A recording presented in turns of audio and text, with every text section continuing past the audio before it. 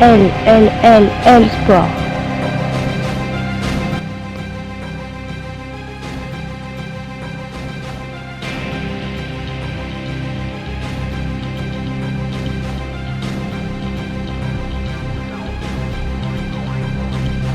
LLLL Sport.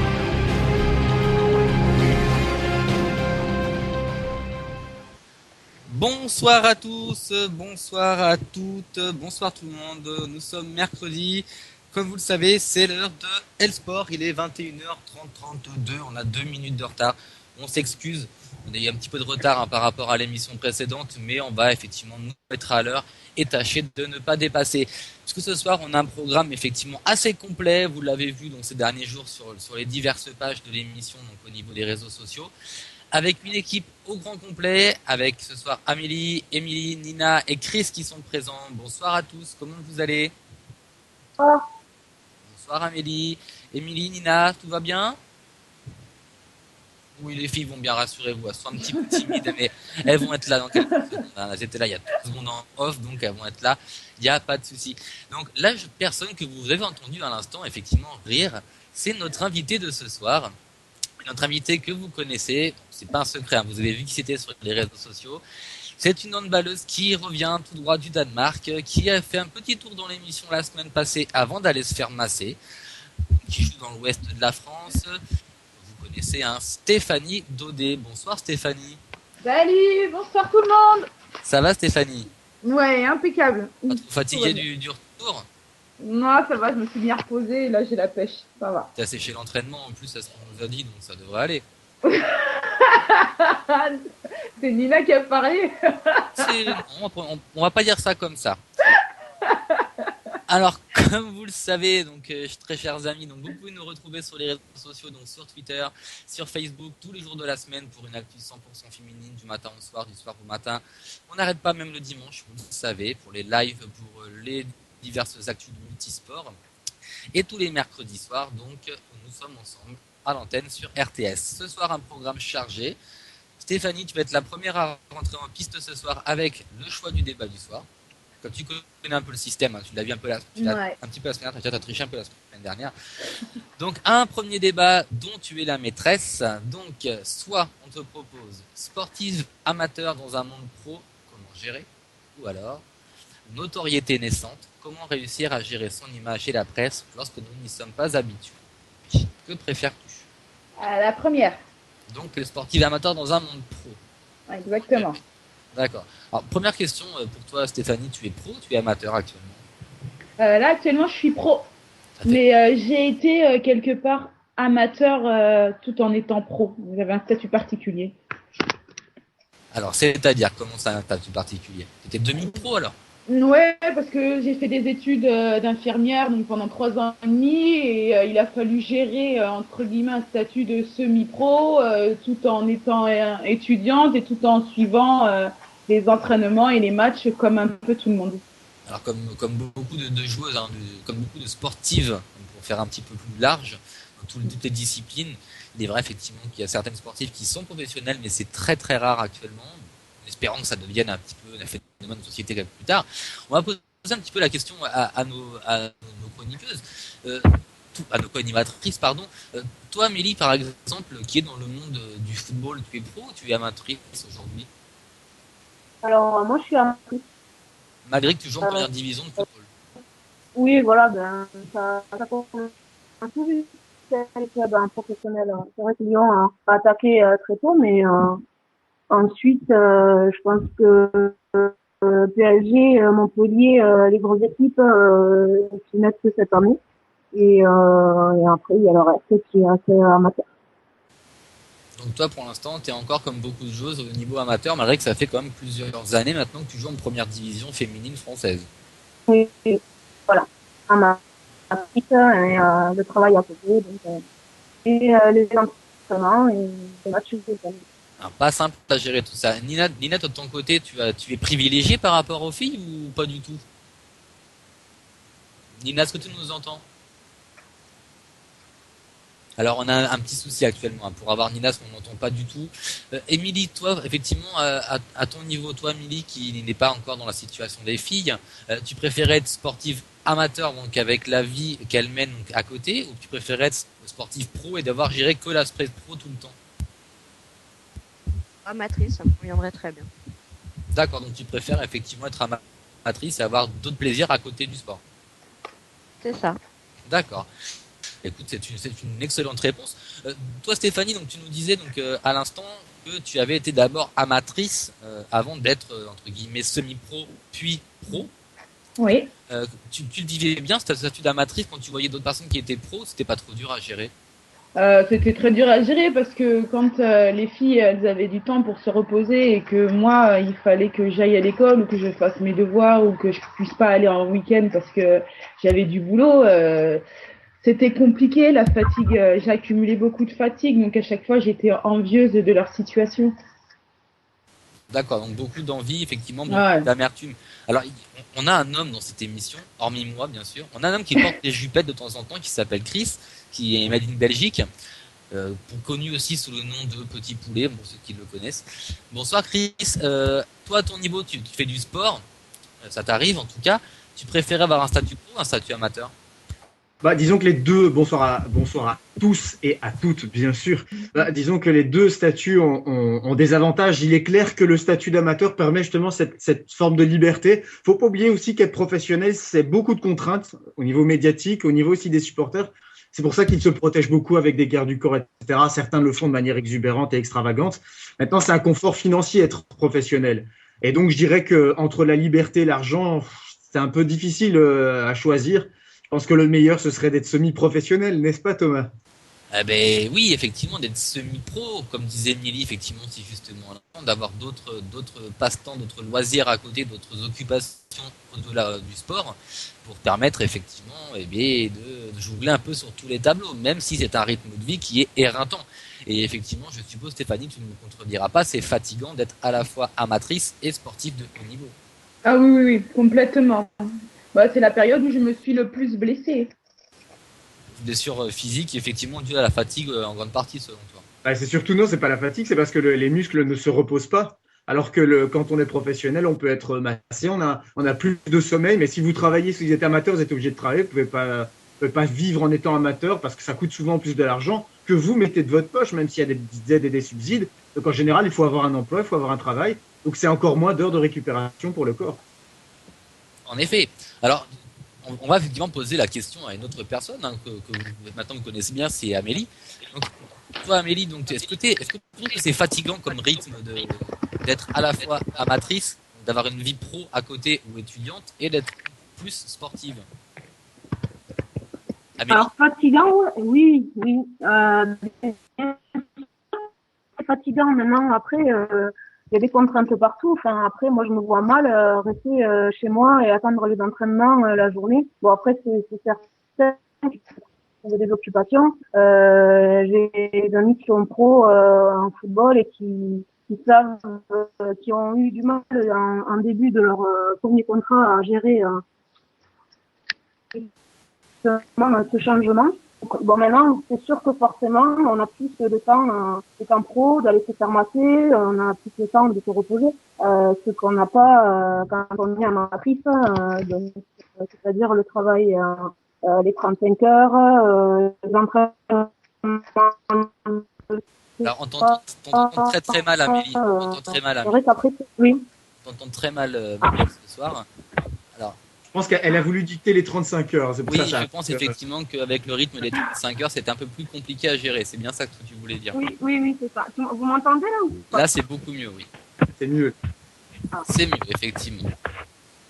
Alors, Bon, on va pas recommencer comme la semaine dernière. Hein. ah non, tu pars pas cette semaine. Tu restes avec nous. Non, l'émission ne dure pas 35 heures. Non, l'émission dure Voilà. une heure et quart, mais pas plus. On n'a pas toute la semaine, effectivement. On s'aime beaucoup, mais on passe pas notre semaine ensemble. Alors, toi, Nina, qui est revenue, est-ce que tu nous entends bien maintenant, Nina? Oui, ça y est, je vous entends bien là. D'accord. Alors, avant que tu esquives tout à l'heure, de manière un petit peu escarmoucher la question, je te demandais, si toi tu étais privilégié par rapport à Stéphanie et Amélie, et si tu avais un statut professionnel. Eh ben moi oui, ça fait quelques années maintenant que j'ai un statut professionnel. Maintenant, j'ai commencé comme Amélie et Stéphanie, c'est-à-dire que j'ai fait des études au début de ma carrière.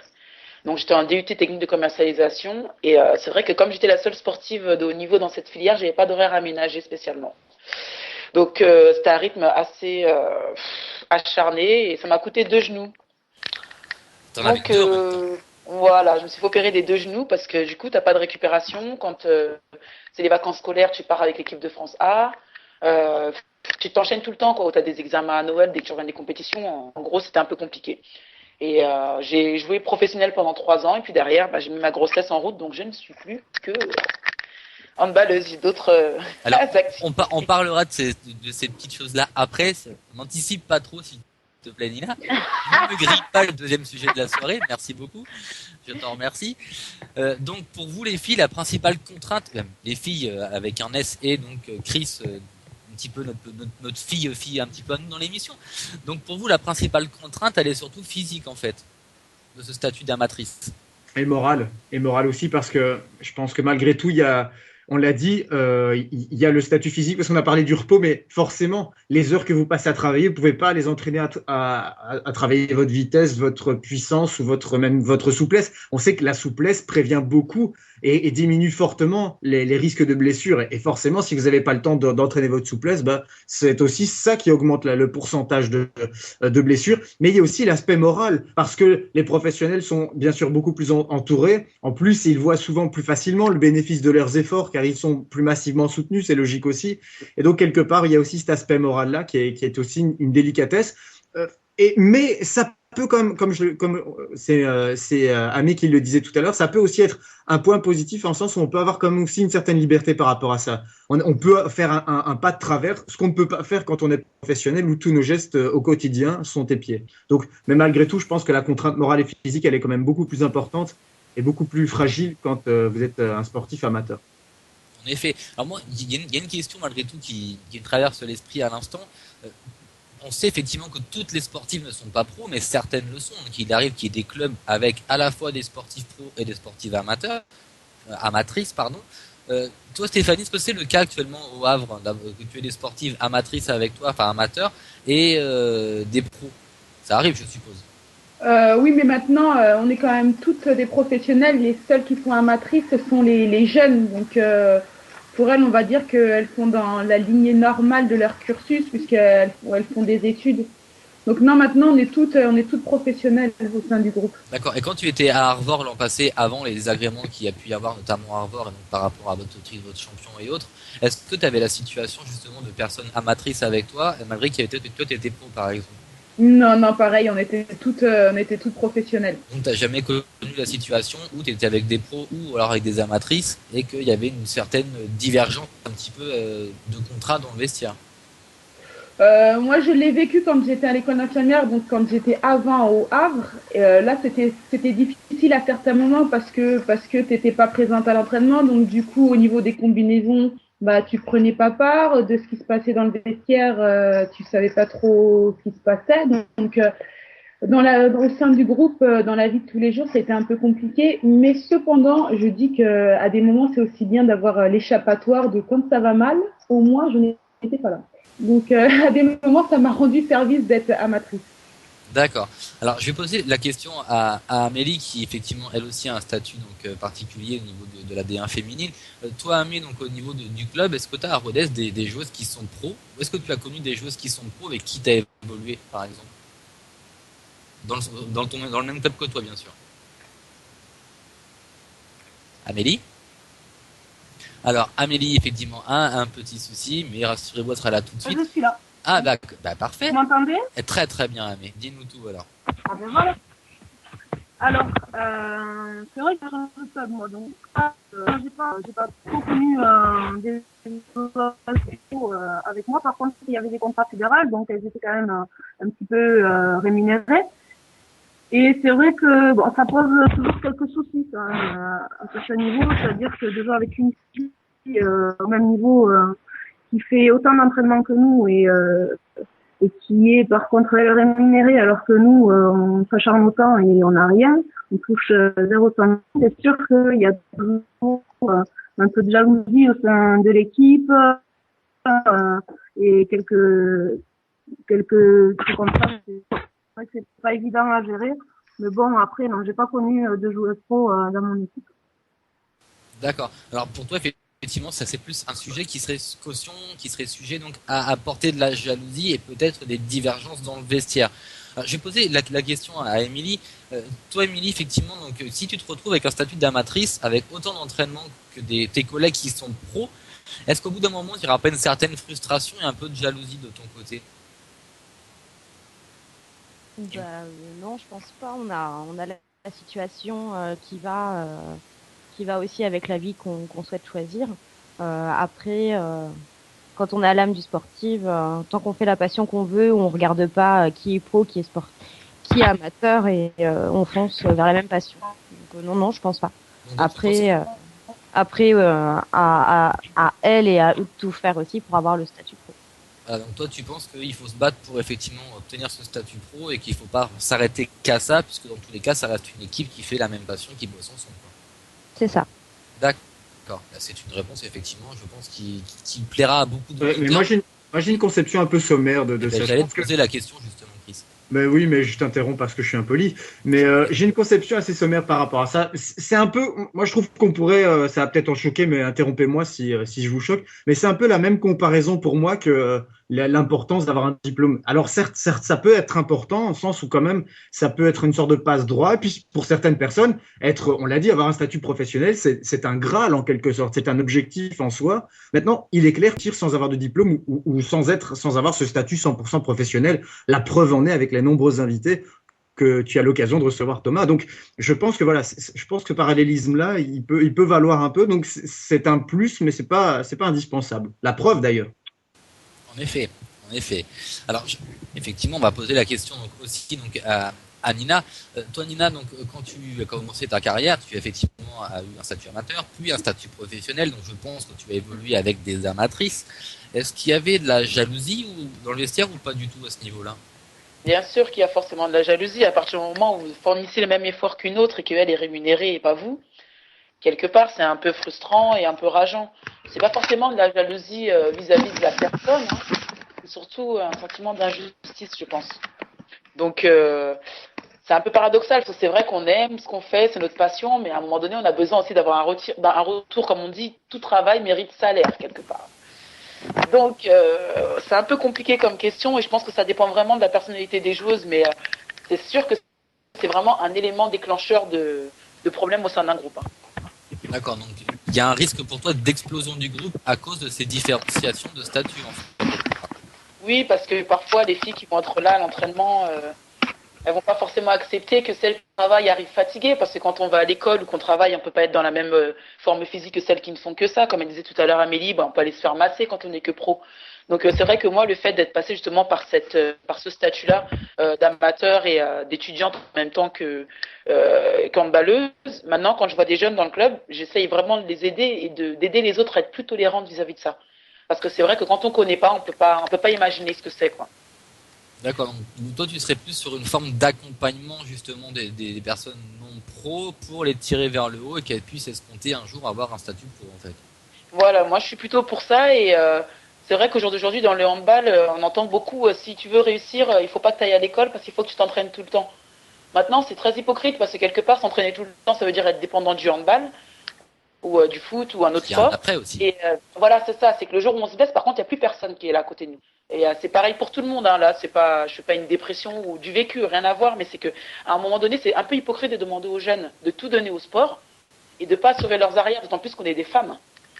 Donc c'est encore une carrière totalement différente de celle des hommes. Et je pense que, comme disait Stéphanie, c'est un équilibre d'aller et à l'école et de faire du sport, pouvoir se dire, demain, si ça fonctionne pas là, j'aurai quand même un bon boulot et je ferai quand même quelque chose qui me plaît. Et moi, je pense que justement, c'est un mal pour un bien et à un moment donné, ça nous permet d'être encore meilleurs sur le terrain. Je crois que vraiment la mentalité ambiante a évolué là-dessus parce qu'avant, c'était les jeunes, que ce soit des jeunes sportifs ou des jeunes sportives, qui étaient un peu mal vus. C'est ceux qui faisaient des études en disant mais bon, on sent que c'est pas si indispensable que ça, etc.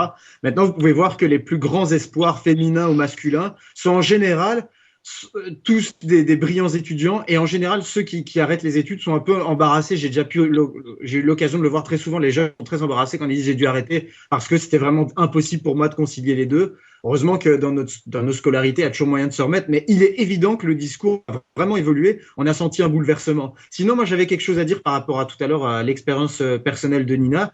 Je pense que la seule chose pour éviter cette discrimination, parce qu'imaginez transformer ça en football dans une équipe professionnelle, ce serait impossible qu'il y ait des statuts aussi différents et des statuts précaires pour les uns et privilégiés pour les autres. Donc je pense que là, il y a une solution radicale, ce serait l'uniformisation. Le problème de cette solution-là, c'est que du coup, on laisserait on ferait beaucoup moins confiance aux jeunes parce qu'on serait obligé de les faire signer en pro et ça, peu de clubs le voudraient malheureusement.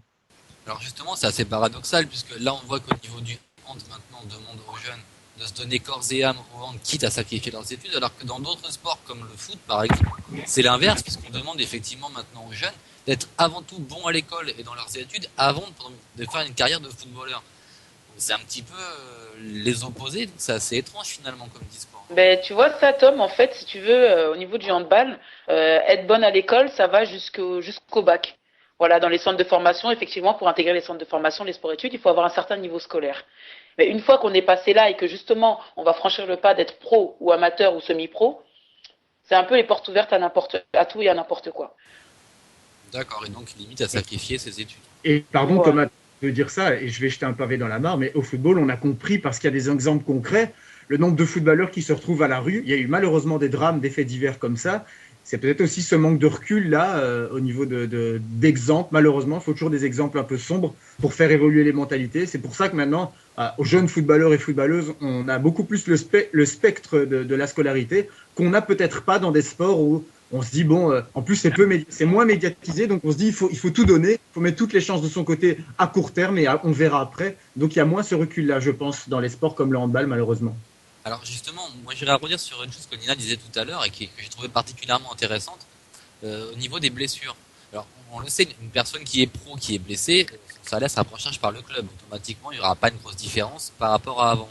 Par contre, une personne qui est amatrice, qui se blesse lors d'un entraînement ou d'un match d'élite, bien entendu, comment après ça va se gérer au niveau de sa blessure? Parce que du coup, ça va l'handicaper dans sa vie professionnelle.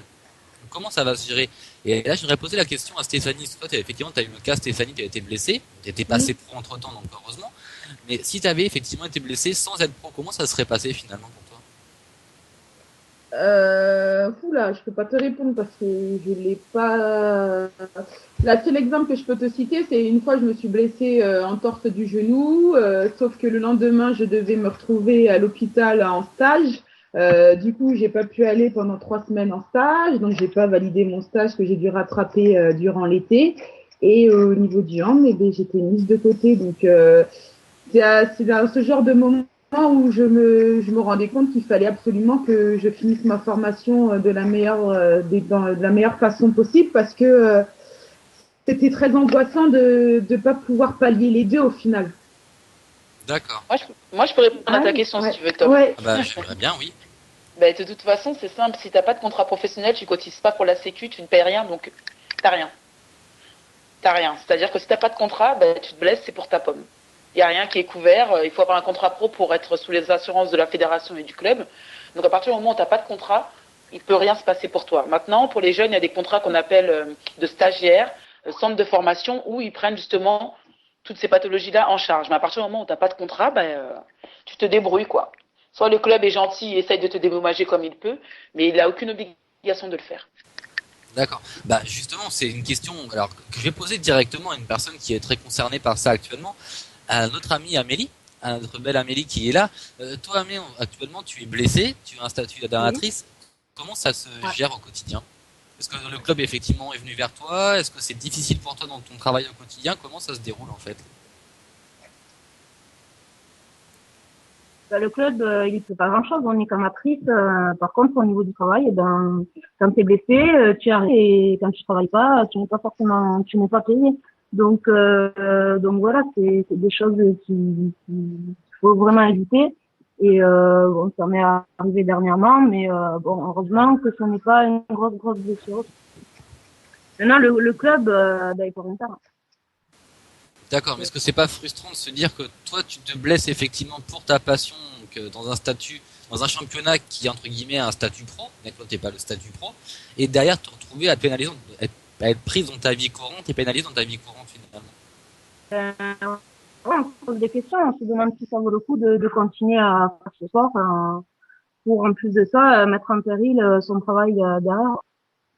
D'autant qu'il y a une réelle contradiction, pardon Amélie, mais une réelle contradiction pour toi et pour toutes les autres. C'est cette ambivalence entre d'un côté être rétabli le plus rapidement possible pour être compétitif sur le plan sportif et de l'autre quand même être prudent sur le plan professionnel pour éviter toute rechute et aggravation et surtout aussi au niveau, comme je l'ai dit, au niveau professionnel parce que ça pourrait avoir des conséquences sur ta vie aussi. Donc c'est une véritable ambivalence, c'est très compliqué. Ouais. C'est vrai que c'est difficile à gérer. Bon, après, il faut avoir un mental d'acier, hein. Faut rien lâcher et puis voilà. Espérer qu'il n'y ait pas de blessure, c'est sincère. D'accord. Moi, j'aurais posé la question à Émilie pour conclure un peu ce premier débat.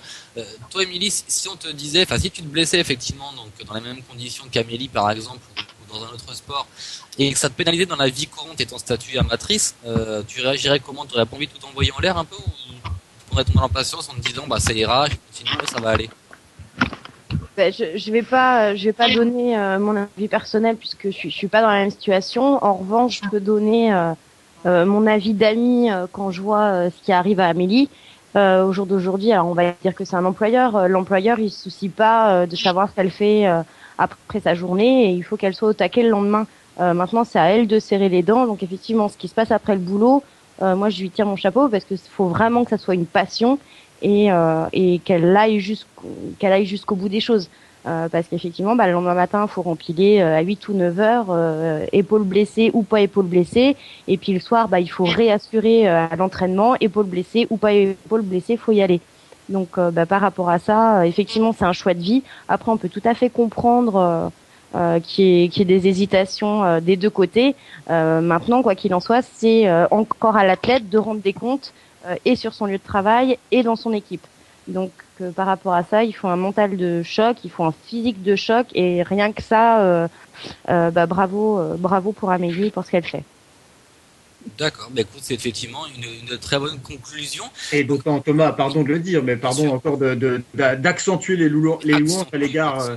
Accentuons, faisons-le avec plaisir par rapport à Amélie et par rapport à toutes les sportives aussi amateurs qui sont blessés, parce qu'on parlait d'épaules ici, c'est un exemple concret d'épaules blessées. Je peux vous dire, parce que ça je le sais, parce que j'ai des proches qui travaillent dans ce milieu-là, je peux vous dire que quand vous êtes sportif ou sportive amateur et quand vous êtes sportif et sportif professionnel, au niveau des soins médicaux, au niveau de la kinésithérapie, c'est pas du tout le même monde. On parle vraiment de choses complètement différentes où c'est vrai qu'au niveau, alors je suppose qu'il y a des aides et des subsides au niveau amateur, niveau professionnel, l'encadrement est totalement différent. Au niveau amateur, c'est un peu tu choisis toi-même, tu te débrouilles toi-même, alors qu'il y a un encadrement. Et quand vous êtes blessé, si vous êtes professionnel et vous êtes dans un club, il y a quasiment aucun souci à se faire. Donc ça, je pense qu'au niveau moral, au niveau mental, c'est vraiment complètement différent la pression inhérente à une grave ou une moyenne blessure. D'accord. Alors, on va conclure, si vous êtes d'accord, ce premier débat. Donc là, on l'a vu, un sportif amateur dans un monde pro, comment gérer. C'est assez difficile au final. Ça peut même susciter. Alors, Amélie, oui. Excuse-moi, ouais, je voulais juste te poser une question par rapport à ce sujet-là aussi à Nina et Stéphanie. Je voulais savoir, est-ce que justement au niveau des clubs, il y avait des suivis pour la suite des carrières quand on parce qu'on ne peut pas faire du sport toute sa vie. Et justement, l'après sportive professionnelle, est-ce qu'il y a un suivi là-dessus? Nina, je te laisse la parole. Vas-y, Steph, vas-y, Steph. Non, concernant le suivi, non, les clubs ne prennent pas trop en compte notre après handball. Les clubs qui le font c'est comme un accord généralement. Tu peux pas prétendre signer en étant professionnel et le club va te dire qu'est-ce que tu veux pour ta reconversion. Non, ça marche pas comme ça. Généralement, quand tu arrives en fin de carrière, tu discutes avec les présidents et les coachs pour essayer de te trouver une voie de sortie, mais ça ne vient pas d'eux-mêmes. D'accord. Je sais pas si tu es d'accord avec moi, Nina. Moi, je suis totalement d'accord avec toi. Rien n'est fait par rapport à ça. Moi, je suis exactement dans ce cas de figure parce que je suis pas encore en fin de carrière. Je suis pas encore une momie. Mais grand-mère. j'ai déjà commencé. Ça va arriver, ça va arriver. Ça va venir. Grand-mère comme Mais- ça. Voilà, mais j'ai déjà commencé à préparer ma reconversion. Si tu veux, j'ai monté ma boîte de com il y a quelques mois et c'est vrai que quelque part ils nous poussent un peu en disant oui, il faut penser à l'après. On nous fait des beaux discours, mais il y a rien qui est fait. Moi, je veux dire, j'ai créé ma société toute seule. Je me fais connaître toute seule. Et presque à la limite, on me met un peu des bâtons dans les roues dans le sens où maintenant qu'ils voient que ça commence à fonctionner, c'est un peu le discours inverse. C'est oui, mais attention, t'appliques pas trop là-dedans parce que tu vas plus être assez performante pour nous. Donc, si tu veux, c'est un peu, voilà, comme le citron, quoi. On presse tout ce qu'on a à presser, en te disant, t'inquiète pas, on va s'occuper de toi après. Mais moi, je reste persuadée que une fois qu'on n'a plus besoin de vous, bah, vous existez plus, quoi. Et c'est pour ça que j'ai voulu vraiment commencer à créer ma société maintenant, tant que je suis encore sous la lumière, tant que j'ai encore un rôle en équipe de France et à Metz. Parce que je pense que c'est la meilleure solution pour moi pour vraiment affiner mon projet et optimiser les chances de réussite, quoi. Mais rien n'est fait par le club, hein. Rien du tout. Donc c'est une Alors, bonne je transition. vais juste me permettre d'intervenir pour poser la question aux trois sportives qu'on a avec nous. Moi, étant fan des États-Unis, on va entre guillemets faire un excès de zèle et voir un petit peu aussi ce qui se passe au niveau masculin. C'est la même chose quand on voit les sportifs du football américain, quand ils sont en milieu de carrière, eux aussi pensent à leur reconversion, qu'ils aient le statut pro ou pas. Donc, ils sont dans la même galère. Maintenant, d'où l'intérêt d'avoir un agent. Est-ce que vous pensez pas que dans le monde masculin, les agents sont aussi là aussi pour aider à cette reconversion et dire attention, vous avez peut-être un statut pro, mais une fois que vous serez terminé, on sera là pour vous aider. Est-ce que vous pensez que ça pourrait être là aussi le manque? Alors, je prends la parole, c'est Nina. Nina, vas-y. Parce que alors c'est un truc qui m'intéresse grave là, ta question. Pour moi, franchement, un agent, ça sert pas à ça. Un agent, au jour d'aujourd'hui, moi j'ai des copines qui en ont. Son intérêt à lui, c'est d'avoir un maximum de sportives, de les placer où il peut les placer pour se faire sa com à la fin du mois. Il est vraiment pas. Au jour d'aujourd'hui, en tout cas, tous ceux que moi j'ai côtoyés, ils sont pas du tout dans cet aspect suivi et sécurité de la joueuse. C'est dans l'instant présent, t'es une bonne joueuse, je te veux, je te fais signer des contrats et je prends ma commission. Et justement, c'est ce que je reproche à ce métier. C'est pour ça que moi, j'en ai jamais voulu. D'accord, donc Stéphanie, à toi de répondre. Ok, Nina a tout dit, c'est clair. Ah non, mais ça Ah, va mais pas. Ça, faut que tu répondes. enfin, on a une réponse sur ces agents. J'ai envie de dire, mais enfin, on a une réponse féminine. Enfin. Alors, Non, serait-ce mais une moi- vengeance non, mais personnelle, moi- mademoiselle Émilie? Non, mais Non, je vais. pas du tout. Je voulais pas du tout en venir ici. On voit ce que tu veux dire, dédicace à une personne qui se reconnaîtra. Stéphanie, donc, si tu voulais répondre à la question, si tu voulais l'esquiver, mais on va pas donc. J'ai essayé. Non, ça marche pas, ça. Non, moi, pour ma part, je sais pas, j'ai jamais eu affaire à un agent et de toute façon, tant que je jouerai en France, moi, j'estime ne pas en avoir besoin. Et puis, à savoir si c'est le rôle ou pas d'un agent, très honnêtement, je pense que ils ont tellement, comme dit Nina, de commissions à se faire sur notre dos que je ne pense pas que notre projet professionnel les intéresse. Donc, par conséquent, je préfère me débrouiller aussi également par mes propres moyens. Même si je suis un peu sévère avec eux, tant pis. Voilà, je préfère me débrouiller par mes propres moyens.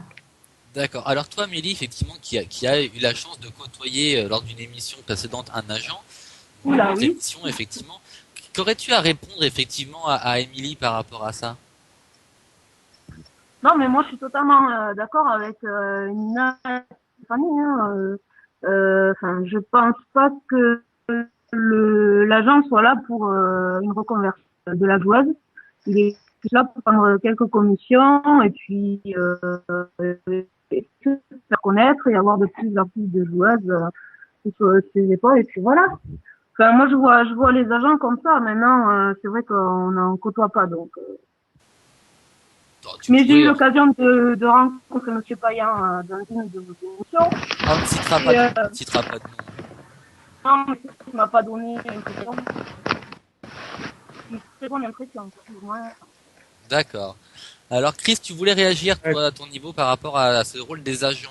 Dis-nous. Ouais, bah, je vais jeter un petit pavé dans la mare, hein, pardon. J'aime quand tu fais ça, vas-y. Et moi, j'aime le faire aussi. Non, mais Moi, je trouve que c'est intéressant d'avoir le point de vue féminin par rapport à ces agents de joueurs, on peut dire ça comme ça, ou même les agents sportifs en général. Surtout qu'on voit véritablement une allergie du sport féminin pour ce métier, pour cette fonction-là. J'ai quand même envie de jeter un pavé dans la mare. Moi, quand je vois comment les agents de joueurs arrivent à faire des miracles sur le plan, alors on parle sur le plan purement économique, au niveau des contrats, au niveau des publicités, etc., à des joueurs qui sont finalement que peu connus. Pourquoi je ne comprends pas pourquoi vous êtes autant allergique aux agents de joueurs. Ça, c'est vraiment. Moi, j'ai envie de connaître la raison qui fait. Est-ce que c'est purement financier ou vous dites finalement c'est des profiteurs, c'est des escrocs et ils veulent surtout gagner de l'argent. Est-ce que c'est vraiment presque un combat politique cette allergie du sport féminin par rapport aux agents? Écoute, moi, je vais me fâcher avec beaucoup de mecs. Nous, les filles, on sait réfléchir par nos propres moyens. D'accord? On n'a pas besoin de quelqu'un pour nous dire va là-bas ou va pas là-bas. À la limite, au jour d'aujourd'hui, un agent pourrait servir dans quelle mesure? Si je veux aller à l'étranger. Pourquoi? Parce que je ne sais pas la législation du pays dans lequel je veux aller. Parce que je comprends pas toutes les clauses qu'il y a dans mon contrat. À partir de ce moment-là, je pense que j'aurais besoin d'un agent. Je signe en France, je sais lire français, je peux me renseigner. On a des avocats, on a des gens qui sont conseillers en patrimoine et qui connaissent un peu le milieu sportif. Je pense que ça peut suffire. Par contre, par rapport au contrat public que tu dis, c'est pas un agent qu'il nous faudrait, c'est un conseiller en images. Et c'est pas du tout la même chose et il travaille pas du tout de la même façon. Moi, j'en ai un, ça se passe très bien avec lui. Et si tu veux, c'est pas du tout le même concept. Et je reste persuadée que l'agent, dans quel intérêt il aurait à me faire gagner de l'argent? Explique-moi, dans la société actuelle. Alors, je vais évidemment continuer à faire l'avocat du diable. Dans sa logique à lui, c'est-à-dire que plus toi tu gagnes de l'argent, plus vous gagnez en général de l'argent, plus évidemment lui s'en fait. Donc au plus vous êtes gagnante, au plus eux le sont. Et donc enfin, moi, évidemment, je suis pas totalement dans cette logique-là. Je joue un peu l'avocat du diable, mais leur logique, elle peut se tenir sur le plan du gagnant-gagnant, du win-win, en le sens où on vous fait gagner plus d'argent que vous n'en avez maintenant, et nous, on se fait aussi de l'argent, évidemment. Il n'y a pas de bisounours derrière tout ça. Mais par contre, il n'y a que la partie financière, c'est-à-dire qu'il peut t'envoyer dans un club à péta ou schnock. T'es même pas sûr de jouer, il va te faire miroiter des choses. Tu vas être là-bas en tant que numéro 1, tu vas arriver, tu seras la 4e joueuse à ton poste. Je te cite des exemples réels, hein. C'est pour ça que moi, j'ai vraiment une dent contre eux. Je dis pas qu'ils sont tous comme ça, mais j'en ai rencontré pas mal. Comment? Je suis pas la seule à avoir une dent contre eux. J'en connais 2 autres qui dans l'autre. Non, voilà, c'est ça. Il n'y a que la dimension financière dans le rapport avec l'agent. Est-ce qu'il y a trop de crabes dans le panier que pour se dire, bon, on prend pas le risque? Oui, pour moi, franchement, je te dis, sauf si je dois aller signer à l'étranger et que je ne connais pas la législation de ce pays, c'est-à-dire les droits du travail dans ce pays, là, pour moi, j'aurais besoin de quelqu'un qui est spécialisé vraiment là-dedans. Ok, là, l'agent pourrait me servir. Mais en France, honnêtement, on ne gagne pas des millions déjà, hein, excuse-nous, on n'est pas Ronaldinho, voilà. Donc, les contrats sont assez clairs, c'est des clauses qui sont écrites en français. Je pense vraiment que, voilà, l'agent peut servir pour une joueuse qui est timide, qui aura peur peut-être de demander une certaine somme. Parce que peur de passer pour une prétentieuse. Ça, voilà, ça c'est le seul avantage qu'il a, c'est que lui, il va y aller, il va faire du rentre-dedans, il va dire, moi, je veux que vous lui donniez ça, et on n'en discute pas, quoi. En conclusion, les agents sont pour vous un peu trop paternalistes. Alors, si j'essaye d'imager un peu la conclusion. Ah ben non, ils sont pas du tout paternalistes, ils sont trop intéressés. C'est pas forcément la même chose. C'est la guerre des agents. Ce que je vous propose effectivement, donc maintenant que cette petite vengeance personnelle est passée auprès de certaines personnes, merci les filles. Bien dans tes pattes, hein, Thomas. C'était très bien et je pense qu'on referait une émission, mais pour parler que de ce rôle-là, ça devrait être intéressant. On devrait bien rigoler. On invitera un agent de joueur. Voilà, on en connaît un, on en connaît un, on verra avec lui. On va passer au second débat, si vous êtes d'accord, qui sera intéressant aussi, puisque ça concerne pas mal d'entre vous. Vie de sportive ou vie de femme, comment pallier les deux? Elsport veut comprendre. Stéphanie Daudet, dis-nous tout. Vie de sportive ou vie de femme, comment tu arrives à gérer les deux? Et est-ce que tu le gères déjà? Je le gère avec mon mari au quotidien. La chance que j'ai, c'est d'avoir un mari qui a été sportif professionnel, qui est très conciliant et qui comprend actuellement le fait que je veuille continuer ma vie de sportif plutôt que de fonder une famille et de faire un enfant. Là, on est jeunes mariés et c'est vrai qu'à un moment donné, ça a été la discussion. Merci. Et lui m'a plutôt encouragée pour profiter encore de ces quelques années qui me restent parce qu'il sait très bien que c'est quand même les plus belles années et qu'après, oui, j'aurai tout le temps pour materner. D'accord. Donc toi avec ton cher étant, actuellement tout se passe très bien, vous vivez ensemble, tout va bien quoi. Oui, avec lui, oui. Enfin non, on vit pas ensemble. On a dû se séparer parce que Brest a déposé le bilan. Donc du coup, pareil, lui, il est resté sur Brest et moi, je suis au Havre actuellement. Donc ça a été des compromis quand même pour que je puisse partir vivre ma passion et mon métier de handballeuse professionnelle. Ça n'a pas été évident, c'est toujours pas évident, mais bon, pour l'instant, on essaie de gérer au mieux. D'accord. Donc c'est une contrainte supplémentaire en tant que sportif de devoir faire des choix entre la famille et sa passion, en tout cas actuellement. C'est cool. C'est vraiment très compliqué. D'accord. Parce qu'à des moments, on a l'impression d'être égoïste et de penser qu'à soi. Donc non, c'est difficile. Alors surtout toi avec Arvor, effectivement, vous aviez fini champion l'année dernière, enfin championne en l'occurrence. Cette descente, cette relégation, ce départ a été un petit peu forcé, hein, entre guillemets, par le destin. C'était pas du tout ton souhait de partir à la base. Non. Du coup, oui, c'est vrai que tu avais installé un petit peu ta petite vie tranquillou à Brest, et puis finalement, du jour au lendemain, il a fallu partir pour espérer continuer sa passion. Exactement, il a fallu se reconstituer différemment. Ouais. Mais bon, actuellement, je le regrette pas. Ça va, je vais bien. Tu as récupéré le brassard au Havre, donc ça va, ça compense un peu. Oui. Ouais, on va dire. Comme ça. On va dire ça comme ça. Voilà. Toi, Amélie, ma petite rhodésienne, ma petite rafette préférée. Oh, non, pas rhodésienne. Ah, ma petite rafette, si tu préfères. Ma petite rafette préférée. Toi, à ton niveau, gérer le sport, gérer la vie de femme, c'est simple ou pas du tout?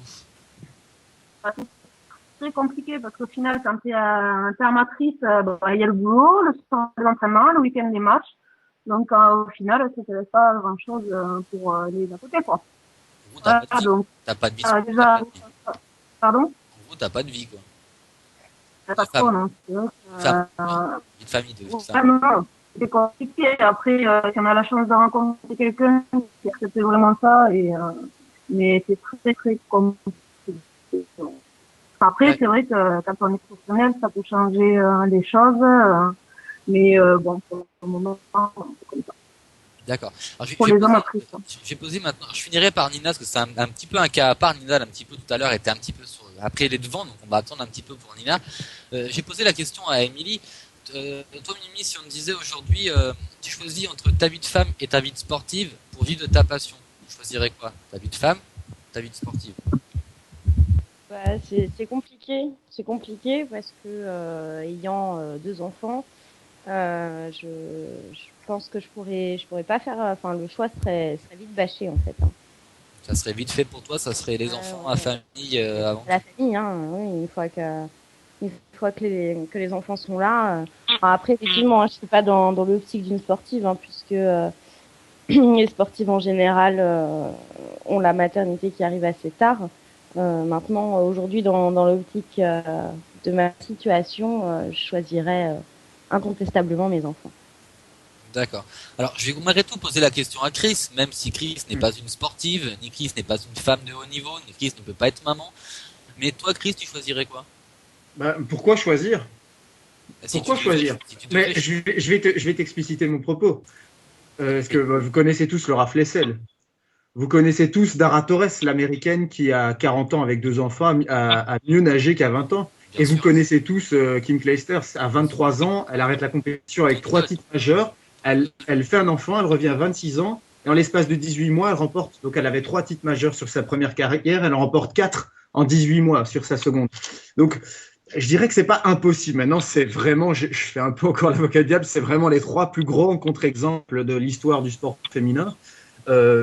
Évidemment, je pense que si j'étais une sportive de haut niveau, je choisirais la vie de famille. Et c'est exceptionnel. Et je trouve très beau quand des championnes de haut niveau arrivent à combiner les deux. C'est magnifique. Pour moi, Chris, j'ai ton contre-exemple avec Laure Manodou. Par exemple. Oui, mais la différence, c'est que Laure Manodou était déjà sur la pente descendante lors de sa première carrière. Elle va remonter, elle va revenir. Alors. Ouais, mais vu ses possibilités, enfant ou pas, si elle a le mental, elle pourrait y revenir. Hein. C'est sûr. Mais ce que je veux dire, c'est que quand elle a arrêté, ça n'allait déjà pas, alors que les sportifs que j'ai cités sont revenus au top quand ça allait déjà. Donc bon, mais je comprends, nous, c'est un contre-exemple intéressant. D'ailleurs, tout le monde, enfin moi la première, je sais pas ce que vous en pensez, j'ai été très étonnée de la voir sur la liste des inscrites au JO. Hein. Oui, Mais effectivement, Surtout, elle a conçu le sport complètement différemment, sachant que la natation, c'est vraiment un sport quasiment exclusivement physique. On sent que, et elle l'a dit d'ailleurs, elle n'est pas prête à autant de sacrifices qu'elle les faisait avec Philippe Lucas au moment où elle disait elle-même que c'était une jeune fille. Et maintenant, elle est beaucoup plus là pour profiter. Et donc, je suis certaine qu'elle est beaucoup moins acharnée. Parce que bon, avant, je pense qu'elle était au-delà de ses limites, au-delà de ses forces avec Philippe Lucas. C'est moins le cas maintenant. Je pense qu'en effet, elle a pris la compétition avec un peu trop de légèreté. Ça a réussi comme on l'a dit, à Dara Torres, à Kim Clijsters. Je suis pas sûr que Laura Flessel était une championne qui a un peu pris ça avec légèreté, plus Clijsters et Torres, mais ça n'a pas été le cas avec Manoudou. C'est une très très bonne remarque, Amy. sachant qu'effectivement, à l'époque, Manoudou était plus esclave de sa passion que maintenant elle vit, en fait, tout simplement. Et paradoxalement, elle est plus heureuse maintenant. Oui, parce qu'elle en est plus. Ouais, à l'époque, elle était gérée mentalement par l'entraîneur. Hein. On lui dictait, je pense qu'elle était totalement doctrinée par l'entraîneur. Ah ouais, bah, elle bossait plus de 10 heures par quoi. jour, c'était un truc de fou. Hein. Le terme est très bon pour l'endoctrinement, je suis tout à fait d'accord avec toi, Émilie. Alors c'est une bonne transition effectivement pour Nina. Toi Nina, tu as une vie familiale assez remplie. Félicitations. Comment tu gères cette vie familiale avec tous les déplacements de Metz, les stages de l'équipe de France, notamment le dernier. Donc là vous êtes parti mardi dernier au Danemark pour revenir seulement hier. Bon, on va pas refaire le bilan, 2 défaites, 1 victoire. Ça va. On va pas en reparler. Une sévère défaite vendredi soir. Thomas, il cherche Thomas, tu cherches les problèmes. Hein. Une sévère défaite vendredi soir face au Danemark, on va pas en parler. Nina, toi par exemple, comment tu gères ton rôle de maman effectivement par rapport à tout ça? Bah écoute, c'est assez compliqué. Moi j'ai évolué quand même depuis l'arrivée de mon fils, mais c'est vrai que moi j'ai conçu donc mon enfant au moment où j'étais en plein boom au niveau de ma carrière. Donc c'était un choix qui a un petit peu surpris tout le monde, mais ça faisait un moment que j'y pensais. Et dans ma tête, je m'étais toujours dit à 25 ans, voilà, un quart de siècle, je dois avoir fait quelque chose de concret dans ma vie. Et ça faisait... Ouais, c'est ça. Et non, c'est vrai que c'était un choix avec mon conjoint et on en avait vraiment envie, donc j'ai pris le risque de le faire, sans avoir aucune garantie de pouvoir revenir au top niveau derrière. Maintenant, j'ai réussi j'avais pris 35 kilos, blablabla, on passe ça. Et j'ai réussi, j'ai quand même réussi à revenir au bout de 4 mois et demi en équipe de France, quoi. Chose à laquelle je ne m'y attendais pas. Mais moi, ce que j'aimerais dire, c'est que quelque part, une fois qu'on a un enfant, ça vous donne une force inimaginable. Et c'est exactement, Nina. Je voulais dire quelque chose juste, je vais être très court par rapport aux 2 plus grands exemples sportifs. Et même toi, Nina, tu peux nous le dire vraiment parce que tu as ressenti ça. Mais que Clijsters et Torres, il faut se rappeler qu'à l'époque, la nageuse américaine et la joueuse de tennis belge, à l'époque, quand elles n'étaient pas maman, leur point faible, c'était toujours d'être un peu mentalement un peu fébrile dans les grands événements. Dara Torres, à chaque fois qu'elle était favorite d'une course, elle la perdait. Kim Clijsters a perdu ses 4 premières finales de Grand Chelem. Et elles sont revenues maman avec quasiment, c'était les meilleures mentalement. Donc, elles sont passées de joueuses fébriles, manquant de confiance en elles, un peu avec des repères pessimistes, à des championnes, mais des tueuses, quoi. Et ça, c'est vraiment, je pense qu'il n'y a rien d'autre au monde qui peut transformer un homme ou une femme. Forcément, une femme dans ce cas-ci. Ça ne peut pas encore être un homme, heureusement. Je ne vais pas dire heureusement, malheureusement. En tout cas, dans ce cas-ci d'une femme, je pense qu'il n'y a rien d'autre qui peut transformer mentalement à ce point une personne, un être humain. Non, c'est sûr. Voilà, moi, je sais que mon fils, c'est mon moteur, c'est mon énergie. Il suffit juste qu'il plonge son regard dans le mien et j'ai mal nulle part. J'ai l'impression que j'ai la force de tout, quoi. C'est comme quand on dit, quand une mère voit son enfant qui peut passer sous une voiture, elle est capable de la soulever à bout de bras. Je ne sais pas comment dire, il y a un truc qui se passe en nous qui fait que rien n'est insurmontable.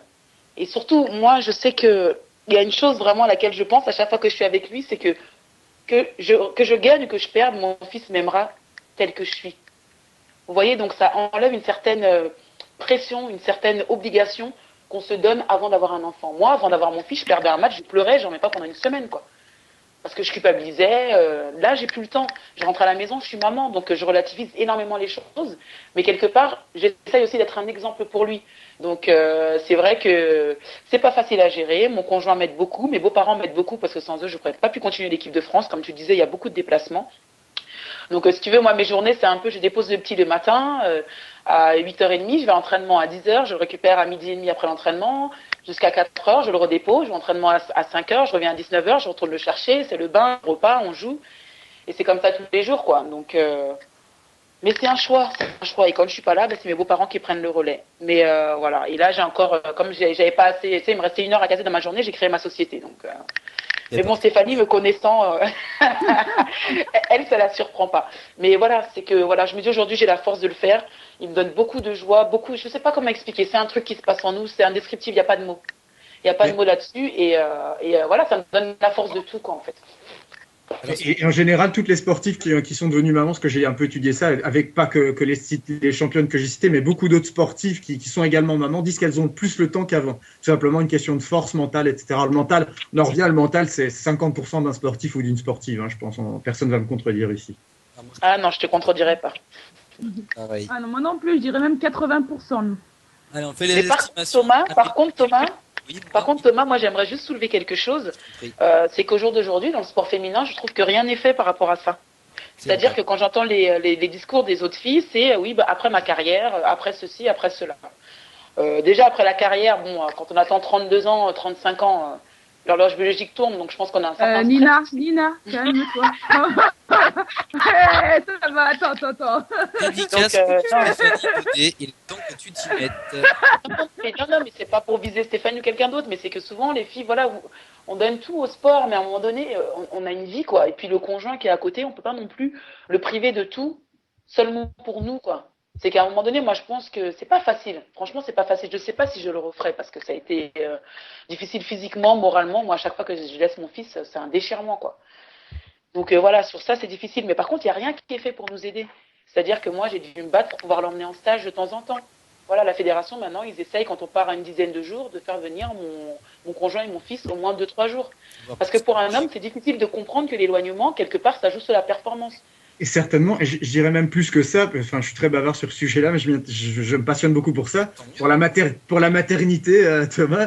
Non, mais beaucoup de champs, je vais pas citer des exemples parce que bon, voilà, c'est jamais, je vais pas avoir de procès au derrière, mais il y a beaucoup de couples célèbres de sportifs, en tout cas, la sportive et l'homme pouvaient être célèbres ou peu importe, on s'en fiche, qui se sont séparés à cause justement de cette carrière sportive qui était privilégiée. L'exemple le plus frappant, c'est puisque voilà, je parlais de Kim Clijsters, sa plus grande rivale, Justine Henin, elle était avec son époux Pierre-Yves Arden, il s'appelait d'ailleurs Justine Henin Arden à un moment. Et lui, il voulait un enfant, et il lui a dit non, moi je préfère ma carrière, et ils se sont séparés. Donc ça, c'est évidemment la version officielle, il n'y a peut-être pas que ça. Mais les exemples sont assez nombreux par rapport à ça. De toute façon, c'est toujours aussi un choix difficile pour la sportive de privilégier son sport. C'est toujours une question de sacrifice aussi, il faut bien s'en rendre compte. C'est donner sa vie à son sport. On est bien d'accord effectivement sur ce sujet. Alors, j'aurais effectivement un petit peu revenir donc avec Amélie et Émilie qui sont un petit peu dans leur point. Vous les filles, donc en termes de sacrifice pour votre passion, vous seriez prêt à aller jusqu'où en termes de sacrifice? Clairement, Émilie par exemple. En termes de sacrifice, ça dépend par rapport à quoi pour les enfants. Par exemple. Pardon? La vie de famille par exemple. La vie de famille, à la rigueur, le conjoint peut comprendre, les enfants peuvent pas comprendre. Donc, je pense que les enfants, je ferai aucun sacrifice. Ce serait mes enfants d'abord. Voilà, comme fidèle à toi-même tel que je te connais. Ouais, non, je pourrais pas. Même si, enfin, j'aurais du mal à aller jouer mes 90 minutes au ballon, alors que je sais que mes enfants ont besoin de moi, quoi. Donc, ouais, c'est peut-être pour ça que j'ai pas pu faire de foot, en fait. Il y a peut-être tes genoux aussi dans l'histoire. Excuse-moi, moi j'ai une question pour Amélie. J'aimerais savoir, Amélie, si aujourd'hui, de ta passion de foot, tu pouvais en vivre et tu aurais une rémunération qui permettrait d'assurer un certain confort à tes enfants, quel serait ton choix? C'est à moi que tu l'as posé? Émilie, je pense. Oui, Émilie et Amélie, en fait. Alors là, effectivement, c'est Nina qui vient de parler, c'est ça? C'est Stéphanie. Stéphanie, excuse-moi, pardon. Stéphanie, effectivement, tu viens de poser le problème autrement. Et là, peut-être que je serais prête à accorder quelques dimanches. D'accord. Non, super. Effectivement, si le confort, entre guillemets, je pourrais leur apporter un confort matériel un petit peu plus important que celui que je leur offre aujourd'hui, effectivement, ils seraient prêts à partager leur maman tous les week-ends. Et ben voilà, Stéphanie a répondu à pourquoi j'ai pris cette décision de continuer. Non, mais après, effectivement, c'est tout à fait ça. Il faut avoir, mais par exemple, après, sans renier le statut d'amateur ou pas, il faut, je pense, commencer avoir la passion très tôt et avoir la fibre sportive très tôt. Maintenant, si on arrive au statut pro et que il y a entre guillemets un coco familial qui peut quand même se mettre en place sans pour autant que la maman parce que je suis désolée, quand on est sur le terrain, faut pas avoir la tête à la maison, quoi. Il faut quand même être assez libre et pouvoir se donner à fond. Maintenant, si on a l'aisance du statut pro et pouvoir profiter de ses enfants en outre mesure, pourquoi pas? D'accord. Alors, même question pour Amé, du coup, toi Amélie, si aujourd'hui tu pouvais vivre de ta passion et non plus justement donc, avoir cette vie à côté, de travail et autres, donc de double emploi, de double vie quelque part, hein, de double métier, quel sacrifice tu serais prêt à faire pour conserver ce statut pro si tu l'avais un jour? Les sacrifices, je sais pas, parce que là, pour le moment, je pense que j'ai fait un choix, j'ai fait le choix de continuer ma passion et donc de vivre pour ma passion. Et c'est vrai qu'à côté de ça, je n'ai pas la vie de famille comme on peut l'avoir Stéphanie ou Nina. Donc, vraiment, si tu me dis demain, j'ai un contrat pro, je vais pouvoir me consacrer à ma vie un peu personnelle et puis ensuite à mon sport, là, ben, j'en serais ravie parce que ce qui va se passer là, ça va être, je vais devoir abandonner mon loisir pour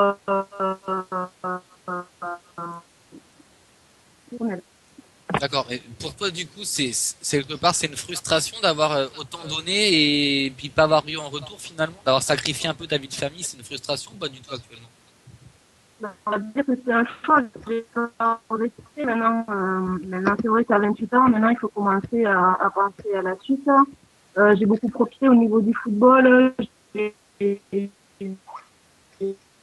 beaucoup de choses, donc c'est vrai que maintenant, on n'a pas trop le choix. Hein. C'est ou le corps ou la vie de famille. Donc voilà. Mais je regrette rien, franchement. D'accord. Alors, on va effectivement poser une dernière question, un petit dernier tour de tour général, pardon, puisque là on arrive, on va déborder, ça on le sait, mais on va essayer de pas trop déborder, hein, parce qu'on a comme des filles effectivement demain qui font du boulot ou de l'entraînement, le cas échéant. Donc on va essayer d'être assez concis. Dernière petite question au niveau des stages. Quand vous faites des déplacements, quand vous faites des stages, alors ça peut être très long, les stages, notamment ceux de l'équipe de France qui peuvent durer une semaine, voire effectivement durer plus pour les championnats du monde, pour l'Euro ou encore pour les JO. On va pas reparler des JO, les filles, rassurez-vous, on va pas parler des choses qui fâchent, qui ont été dures à gérer ou autres. Il n'y a pas eu de JO. Il n'y a pas eu de JO non, cette année. Pas existe. Non, il y a que des matchs de poule en fait. On a gagné, on a fini premier. Voilà. Je suis resté là. J'ai pas regardé après, je suis pas suivi. Oh, c'était nul. Franchement, c'était nul. En plus, non, en plus on était mal mis dans les tribunes. Non, t'as bien fait. Oui, non, il fallait tout la regarder. Non, pas le tout, après, on n'a pas suivi. Mais quand les stages effectivement sont très très très longs comme ça et qu'on sait qu'ils vont arriver, est-ce que c'est pas dur un petit peu mentalement de se mettre dedans, en se disant bon bah je pars pendant un mois et demi. Je sais que ça va être long, mais malgré tout, il y a la passion, il y a la médaille au bout, donc est-ce que c'est pas dur finalement à gérer? Et en retour, c'est une question complémentaire, hein, on va tout de suite combler. En cas d'échec, est-ce que c'est pas encore plus dur à digérer en termes d'échec? Stéphanie, tiens par exemple, au hasard.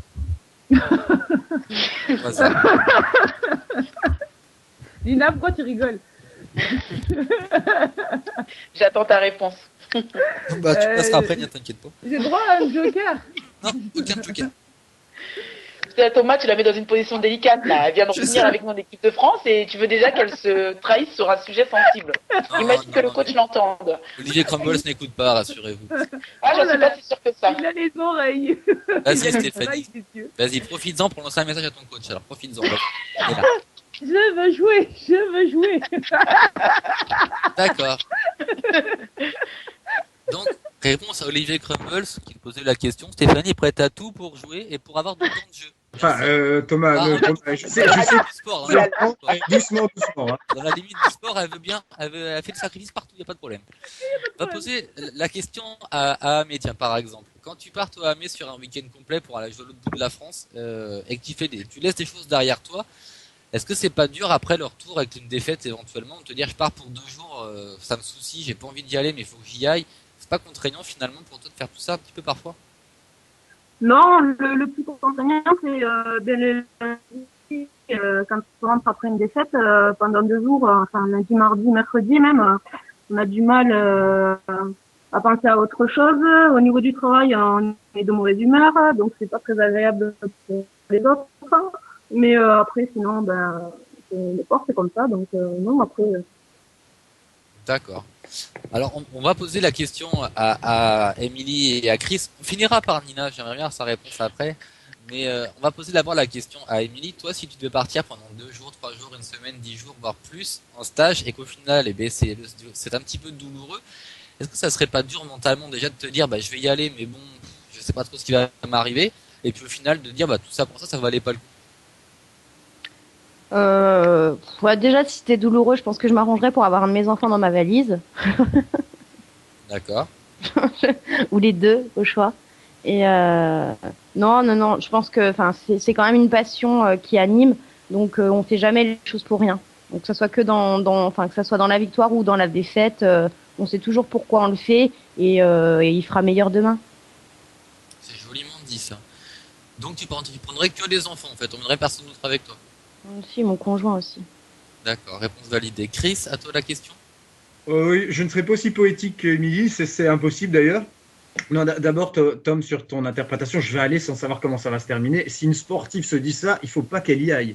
Si elle a un peu peur ou quoi, ça sert à rien. Enfin, je veux dire, elle peut avoir peur, mais une fois sur le terrain, il faut pas du tout ou même 5 minutes avant de rentrer sur le terrain, sur le court, peu importe de quel sport il s'agit, il faut vraiment pas se dire ça. Après, moi, je pense aussi tout dépend de la qualité de jeu. C'est un peu sous-jacent à ce que répondaient certains de nos invités tout à l'heure. C'est-à-dire que, certes, si vous êtes battu par l'équipe la plus forte, il n'y a pas finalement, et si la qualité de jeu est là, bon, après, je pense que c'est douloureux, mais on se dit, on a quand même essayé de donner le maximum. Je pense que c'est surtout frustrant, c'est de perdre en se disant, je n'ai pas donné tout ce que j'avais en moi, je n'ai pas donné toutes mes tripes sur ces prestations, et en plus, on est battu. Je pense que ça doit être vachement douloureux, et en effet, ça doit perturber un peu le quotidien pendant quelques heures, voire quelques jours. Bah, écoute, c'est effectivement une bonne réponse. En tout cas, une réponse qui me convient. Alors, je vais maintenant poser la question à Nina. Une réflexion à faire à Chris, excuse-moi Thomas. Vas-y. Ce qui est des fois aussi frustrant, c'est Chris, excuse-moi, c'est que comme on fait un sport co, à des moments, t'as beau être toi performante et puis te dire, bah, t'as tout donné. Si ça n'a pas suivi derrière, tu t'en veux quand même. Tu peux pas te dire, moi j'ai tout donné, l'autre à côté de moi, bah, elle a pas fait ce qu'il fallait, mais c'est pas grave, moi ça va, ça a été. Et puis rentrer le week-end en disant, bon, bah, on a perdu, mais moi j'ai mis 10 buts et tout va bien, quoi. Ça, c'est pas possible. Ouais, non, mais c'est vrai. C'est parce que moi, j'ai une conception très individualiste des choses. J'étais gardien de but avant et maintenant, je suis joueur de tennis. Donc, ça se comprend mieux. Voilà. D'accord. Alors, voilà, ça va être un de mes moments, je pense, culte de l'émission.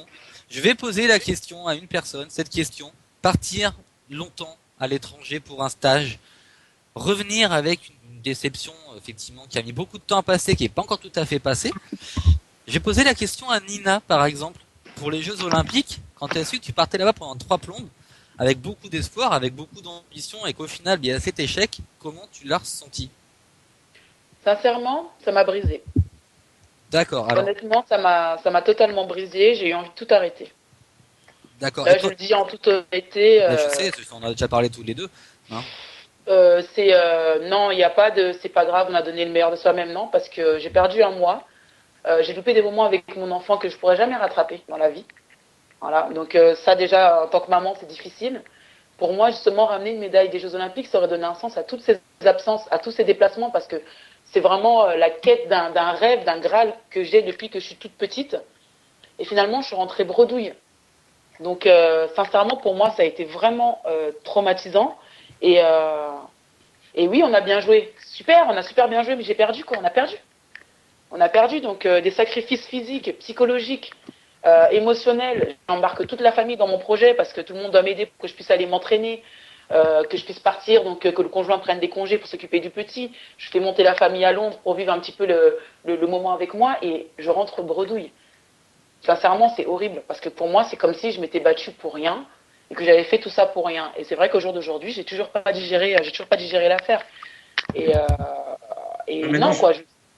Maintenant, je vais enfoncer une porte ouverte en disant que les plus grandes équipes, les plus grandes équipes sportives, qu'elles soient collectives ou même les plus grands champions individuels, ont tous un moment ou un autre, surtout aux Jeux Olympiques, connu une compétition un peu moins bonne. Tous, sans exception. Sauf ceux. Alors, peut-être, il y a un seul contre-exemple, c'est Michael Phelps, quoique lui aussi, il a quand même connu des défaites dans des disciplines. Et on peut me citer aussi Usain Bolt, qui n'en a pas encore connu, mais peut-être. C'est ce que j'allais dire. C'est Lucien qui me fait Et dans la tête aussi. il est sportif en activité, donc il en connaîtra peut-être dans le futur. Donc voilà.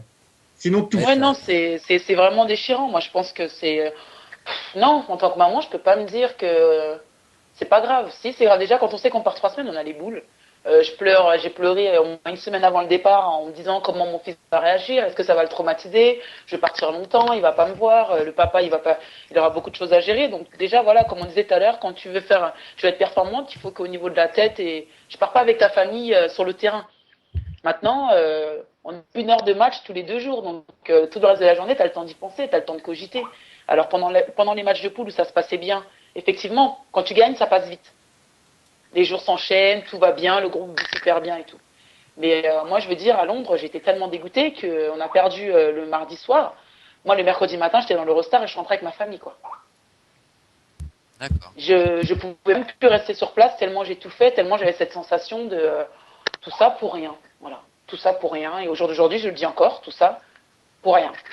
Nina, moi pour rebondir sur Nina, moi je suis pas d'accord, c'est pas tout ça pour rien. Moi qui l'ai vécu de l'extérieur, c'est sûr que la déception elle est là, c'est difficile, mais être derrière la télé et puis voir ses coéquipières quelque part assister au JO, c'est une fierté, c'était magnifique de voir ce que vous nous avez donné comme émotion.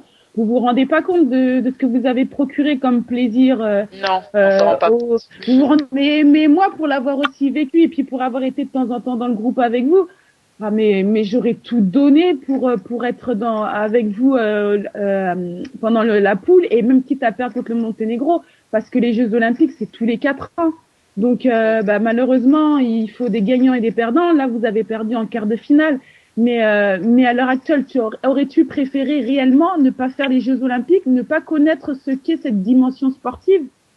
Mais le problème, Steph, c'est que moi, je les ai déjà fait en 2008. Donc, c'est clair qu'après la défaite contre les Russes en quart de finale d'un but, encore une fois, j'ai réagi comme toi en me disant, mais qu'est-ce que je m'en fous finalement, j'ai fait les Jeux Olympiques, j'ai fait la cérémonie d'ouverture, j'ai vu des stars, j'ai fait des photos avec Kobe Bryant, amoureux de toujours, voilà. Donc, moi, je suis quand même rentrée, si tu veux, avec des étoiles plein la tête parce que c'était la première fois que je faisais les Jeux Olympiques.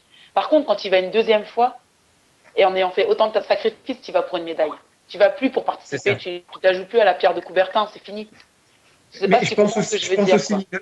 Je pense aussi, Nina, que c'est aussi peut-être la crainte que ce soit les derniers. Je pense la perspective ou la crainte, ça dépend de quel point de vue on se lâche.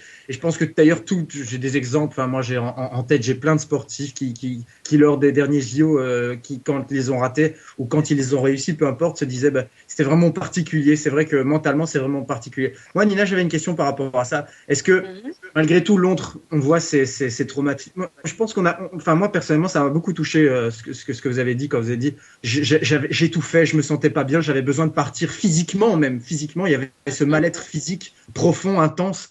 On a tous vécu des moments comme ça, des grosses déceptions, peut-être pas au niveau sportif, mais et moi j'ai toujours eu ce besoin. Alors je sais pas ce que vous allez en dire. Moi j'ai toujours eu besoin un peu d'exorciser ça, de me dire voilà, je vais repartir, même si c'est un sport collectif, je vais repartir là. Je vais aller un peu analyser, même si c'est dur, même si voilà la cicatrice va peut-être se réouvrir. Mais j'ai envie d'exorciser ça complètement, de laisser ça derrière moi, de me dire c'est une chute et après les chutes on se relève. Est-ce que pour le moment c'est encore trop tôt d'être dans cette optique-là? Et alors juste pour vous réconforter, j'ai un exemple aussi en tête qui m'a vraiment impressionné. Comme quoi dans la vie on peut toujours penser ce qu'on veut, on peut toujours rebondir, quoi qu'on veut, quoi qu'on le veuille, dans le sport ou non. Regardez Tony Martin, le champion cycliste allemand. Il est tombé en mars, il a failli mourir. Donc tout le monde disait que d'ailleurs il y avait des médias qui avaient annoncé sa mort. Il est retombé au Tour de France, je ne sais pas si vous vous souvenez, alors qu'il était le favori du prologue. Était le favori du prologue, il s'est cassé plusieurs os, pardon. Et à la fin de l'année, donc malgré ces deux énormes frustrations et surtout ces deux énormes coups du sort, et malgré qu'il est passé à côté de la mort, il a été double champion du monde cycliste en fin de saison. Donc malgré tout, voilà, j'avais cette remarque et cette question un peu sur le fait de ce besoin d'exorciser. C'était long, pardon. C'est exactement pour ça que je suis repartie avec les filles sur la Golden League, parce que moi, fin août, j'étais encore dans l'optique d'arrêter tout, quoi. Je me suis dit, j'y retourne pas, c'est bon, je passe mon tour. Et finalement, comme me disait mon conjoint, tu peux pas terminer sur ça parce que ce serait résumer toute ma carrière au niveau de l'équipe de France à cet échec, quoi. Et c'est vrai qu'il avait raison. Si je termine sur cette note, j'en garderai un souvenir amer. Et je risque d'oublier tous les moments de joie qu'on a pu avoir quand on a été vice-championne du monde, 3e à l'Euro. Enfin, voilà, c'est vrai qu'il y a des beaux moments. Et c'est pour ça que là, je me suis relancée dans l'aventure. Et avant Londres, j'avais prévu quand même d'aller jusqu'à Rio. Donc ne dis pas que c'était dans le doute que ce soit mes derniers. Non, il y a Rio encore. Mais c'est vrai que après cet échec, je remets un peu Rio en question. Maintenant, je vois plus 4 ans après. J'essaie de prendre les échéances les unes après les autres. Là, il y a l'Euro, il y aura le Mondial l'année prochaine. Et puis on verra bien, quoi. Mais de toute façon, comme je disais à Steph dans la chambre en stage, Rio, je les ferai soit en tant qu'athlète, soit en tant que consultante. Donc, mais je serai à Rio. Parce que je ne peux pas terminer sur cette note de Londres. Ah mais c'est sûr, mais je pense que le danger aussi, c'est un peu, enfin, les sportifs le disent en général, je ne sais pas si vous êtes d'accord, le danger, c'est un peu de trop sacraliser un événement. C'est de presque jouer sa vie au sens physique du terme, au sens mental du terme, de se dire, de ne pas imaginer une seule seconde la défaite parce que c'est vraiment l'événement, presque, ça peut être l'événement de sa vie sportive ou de sa vie tout court. Et je pense que quand on sacralise trop, c'est pour ça que là, il y a une évolution mentale, on se dit, il y a différents objectifs, je vais tout faire pour les réussir, ces étapes intermédiaires, championnat d'Europe, championnat du monde, les championnats avec le club, avec l'équipe nationale. Et je pense que de toute façon, même si d'ici à 4 ans, vous réussissez toutes les étapes intermédiaires, on a le droit encore à l'échec. Et en général, quand on a le droit à l'échec, on fait les plus belles choses, je pense. Je ne sais pas si vous êtes d'accord. Oui, non, c'est clair. Mais si tu veux, moi, c'est vraiment les Jeux Olympiques qui ont animé ma motivation pour revenir après ma grossesse. J'avais que ça dans ma tête. Parce que j'avais vécu Pékin et que Pékin, franchement, c'était le voyage de ma vie. C'était un truc de malade, quoi. La cérémonie d'ouverture, t'as des frissons. Tu marches à côté du Sunbolt. Enfin, je sais pas comment dire. C'est un truc tridimensionnel. C'est un microcosme. Pendant 3 semaines, t'entends pas parler de racisme. T'as pas besoin de ta carte bleue. Tous les matins, je veux dire, tu te lèves, tu vois des gens qui ont la même passion que toi, le sport. Tu vois tous les pays. Tu vois des maillots marqués Afghanistan. D'habitude, t'entends parler que de guerre. Là, tu vois des gens souriants qui vont vivre de leur passion. C'est énorme, humainement, c'est un melting pot, c'est une expérience énorme. Et c'est vrai que je le disais sur d'autres émissions, voilà, j'ai pas réalisé mon rêve de médaille à Londres, mais je pense que j'ai réalisé le rêve d'un grand homme. C'est le I Have a Dream de Martin Luther King, dans le sens où voilà, la cérémonie d'ouverture et de clôture, c'est on marche tous les uns à côté des autres, on s'en fout de ta couleur de peau, on s'en fout de ta classe sociale, on s'en fout de ce que tu peux penser. Voilà, on est là, on est réunis par une seule passion, c'est le sport et la tolérance. Et voilà, rien que par rapport à ça, pour moi, les Jeux Olympiques resteront toujours un événement unique au monde. Et je suis vraiment très heureuse de les avoir vécus, quoi. Ce sera mes derniers mots de la soirée parce que j'ai été très bavard. Nina, juste quelque chose. Les trophées, on peut vous les voler, mais les souvenirs que vous nous avez décrits, je pense que personne ne les volera jamais. C'est peut-être ça le plus beau. Ça, c'est sûr. Alors moi, sur ces belles paroles, puisqu'on est déjà bien à la bourre, hein, messieurs, dames, on reparlera de tout ça dans l'année, rassurez-vous. Hein. Tous ces sujets reviendront dans l'année, puisqu'on l'a vu, ils étaient très larges, on a beaucoup discuté dessus, et je pense qu'on n'a pas fini d'en parler. Et loin de là. On va passer à l'interview décalée avec Émilie et Amélie. Les filles, je vous laisse la parole, c'est à vous de jouer. Émilie ? Non, c'est Amélie qui commence. D'accord, bien Amélie, donc qui va commencer. Alors c'est après Amélie a des leçons à faire, donc on se dépêche. Amélie. Bon, oui, je vais attaquer, je vais poser des petites questions à Stéphanie. Je voulais savoir un peu plus quelles sont tes qualités et tes défauts. Mes qualités, on va dire que je suis très généreuse, très serviable. Tu peux me demander n'importe quel service à n'importe quelle heure, je répondrai toujours présente. Et au niveau de mes défauts, je suis têtue et bornée. Grande balleuse, quoi. Émilie, tu une continues. vraie Liane indomptable, on va dire. Voilà, très bien. Émilie. Moi, j'aurais pas préparé de questions ce soir puisque sur le groupe Elsport sur Facebook, on a beaucoup de monde qui nous suit. Il y a beaucoup de questions aussi. Voilà, donc je vais piocher au fur et à mesure chez les questions des ferments des sports. Donc on a une question de Jess qui nous demande d'où vient ton surnom Cacao. Demande-lui si elle connaît pas la chanson Chaud Cacao. On va la connaître à mon avis. Non mais en fait, bon déjà c'est parti de mon nom de jeune fille Akoa et puis quand j'étais à Besançon avec une amie Stella on aimait bien chanter ça dans le car et c'est resté. Pour faire les faux folles on chantait ça et mon surnom de Cacao est resté. Et faites gaffe parce que n'oubliez pas au bord de la plage il y a des serpents rampants et des cailloux. m'arrête plus. Oh mon Dieu. J'arrête On a des connaisseurs ce soir, on a des connaisseurs. Amélie, une autre question? Oui, je voulais savoir, Stéphanie, quelle est ta devise de favorite en tant que sportive? Je n'ai pas compris si c'était pour moi. Alors, ta devise favorite. De toute façon, c'est toujours pour toi, Stéphanie, là, donc il n'y a pas de souci. N'abandonne jamais, comme j'avais dit, de Jordan. Il a fait un petit bouquin qui est fort intéressant où il nous apprend que comment il est arrivé, lui, pas à pas, il connaît pas un autre chemin, que pour atteindre le A, quand on a commencé par D, il faut pas tout de suite viser. Quand on a un D à l'école, il faut pas viser d'abord le A, mais au moins le C pour y arriver. Et c'est devenu un peu ma devise par rapport au hand. Où, petit à petit, pas à pas, je vais y arriver. Et puis, faut vraiment pas que j'abandonne. D'accord. Émilie, notre question fan. Oui, donc moi j'ai une question de Bérangère. Comment as-tu trouvé l'état d'esprit de l'équipe de France pendant la Golden League? Beaucoup de filles étaient touchées, je les ai senties fatiguées, touchées par les Jeux Olympiques, usées mentalement, contentes quand même de toutes se retrouver parce que celles qui sont à l'étranger, on se rend compte quand même qu'elles sont un peu coupées du monde et qu'elles avaient le plaisir à nous revoir.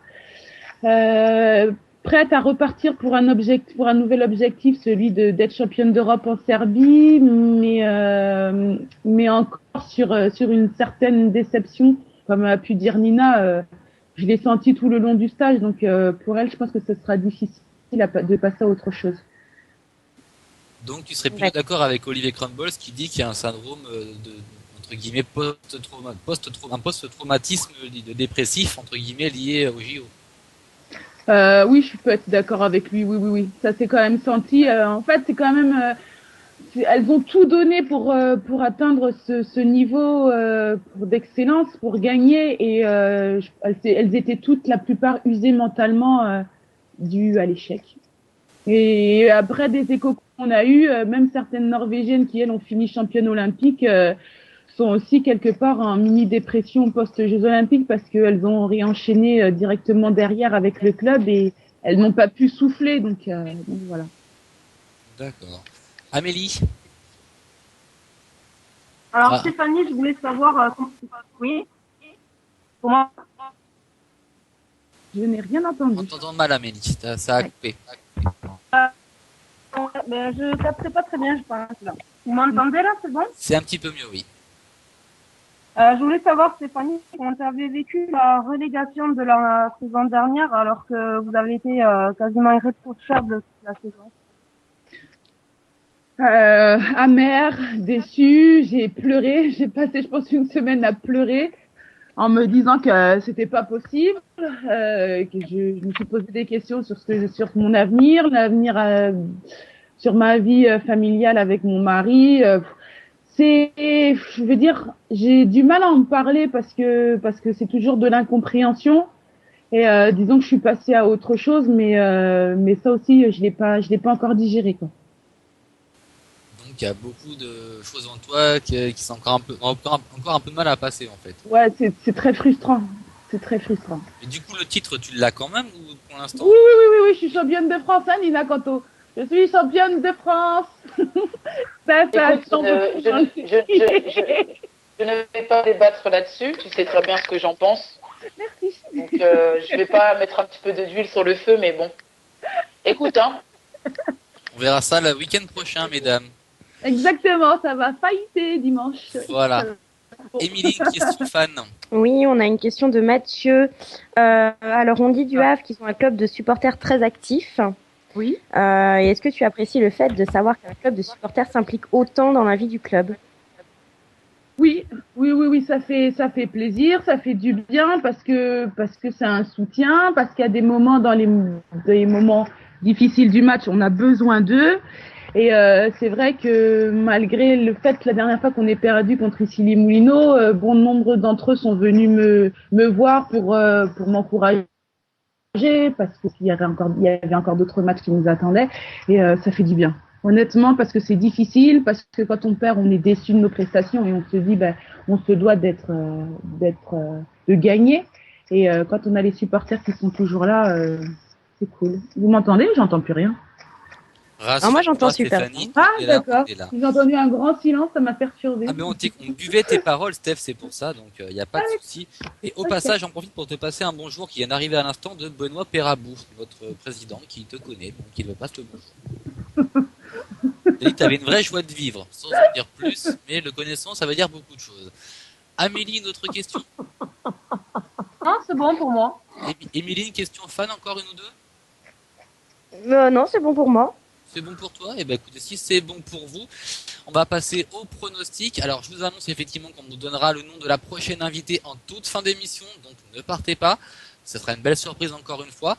On va passer au prono, on va faire très vite, on a beaucoup dépassé. Les filles, je vous laisse pour les pronos, dites-nous tout. C'est moi qui vais lancer les pronos alors. Tu lances les pronos, vas-y. C'est toi qui fais les pronos. On va commencer par le hand. Hein. Donc pour le match du Havre contre Metz ce week-end. C'est Stéphanie qui va commencer. Un petit prono sur le Havre-Metz pour Stéphanie. C'est parti, allez. Tu peux répéter une petite Un petit prono pour Stéphanie sur le Havre-Metz. Oh bah le Havre. T'es sûr de toi, t'es sûr? Pas Attends, je suis capitaine du Havre et je vais pronostiquer Metz. Attends, c'est pas logique quand même. Hein. Je sais pas, mais après tu peux être objectif aussi, c'est bon. Non, aucune objectivité. Je suis havraise et je veux l'emporter, non? C'est pas correct? D'accord, bah on va tout de suite demander si Amélie t'es d'accord, tout de suite demander à Nina sa réponse. Ah ben, bien sûr Nina, je voudrais savoir moi. Bah écoute, nous on va jouer notre jeu et puis on verra bien, donc c'est sûr qu'on va pas aller au Havre pour perdre. Les hostilités sont lancées, vivement dimanche. Non, il n'y a pas d'hostilité, mais c'est vrai que Nina est capitaine de son équipe à Metz, donc ce serait bien sûr qu'elle veut gagner. Et comme moi je dis, bien sûr que je veux gagner. Après, le meilleur sur le terrain gagnera. Mais toutes les deux, on a à cœur chacune pour son club de gagner parce qu'on porte quand même les maillots, le maillot du Havre pour moi et le maillot de Metz pour Nina. On sait que les Messines ont mal digéré certains événements l'an passé au Havre, donc elles ont à cœur de se reprendre et de montrer leur force au Dox ce week-end.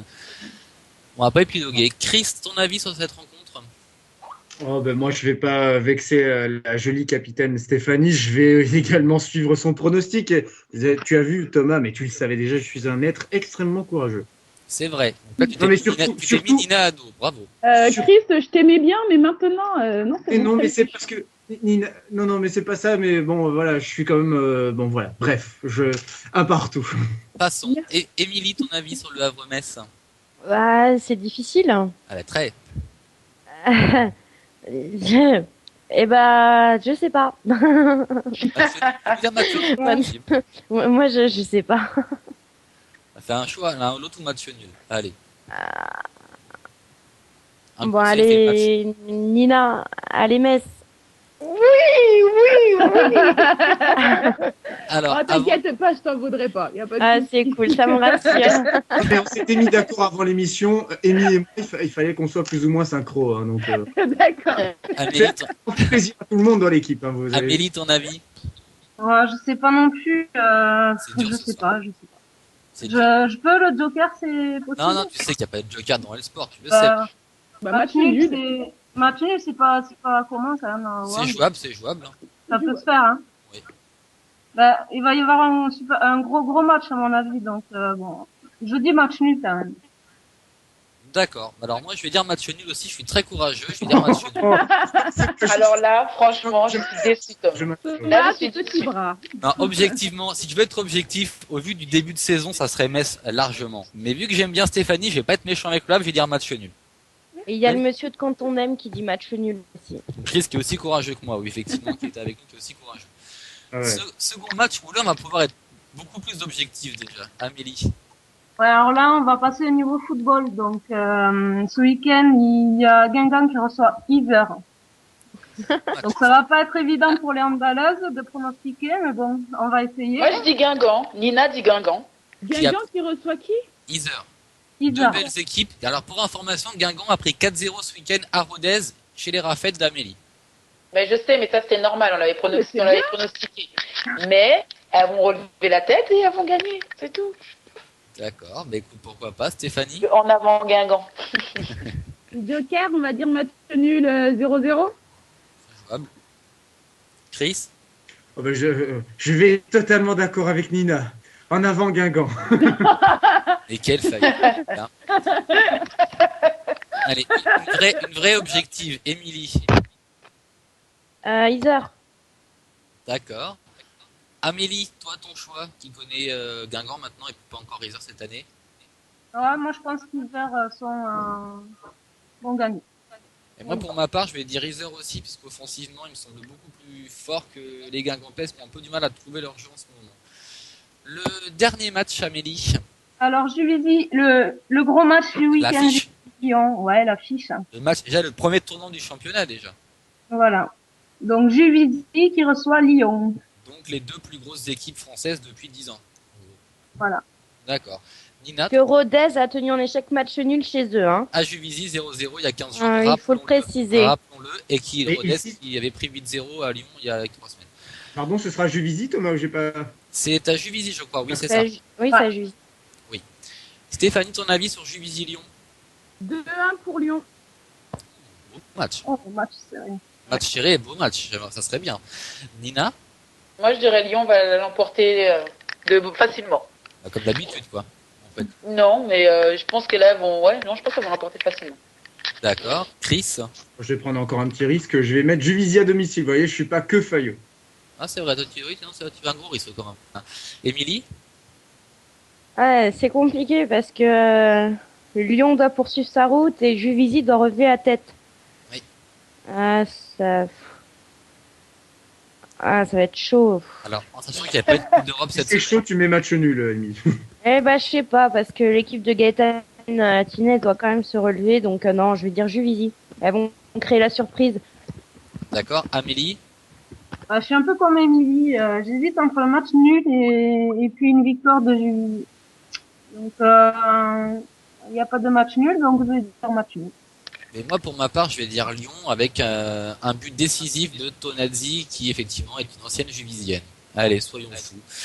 On va pas voir un score très large, parce que j'aime quand même bien Gaëtan Tinet, Camille Catala et consorts, mais malgré tout, oui, quand même, Juvisy, on va avoir un peu de mal face à Lyon, je pense.